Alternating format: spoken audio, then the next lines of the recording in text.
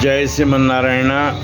Garuda Panchami is one of the most sacred Hindu festivals dedicated to Garuda, the mighty eagle and divine vehicle of Lord Vishnu.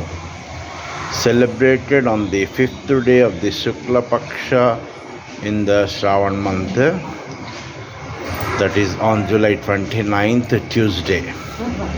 This festival symbolizes strength, devotion, and divine protection.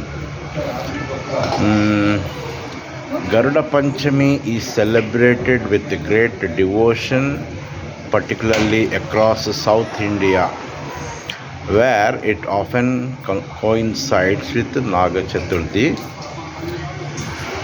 Devotees worship Garuda and serpent deities together, seeking blessings for good health, spiritual strength, and protection from negativity. Jai Simanarayana, Rachakonda Ramacharyalu, astrologist and High Court practicing lawyer. Sri Vaishnava Agama Purohit.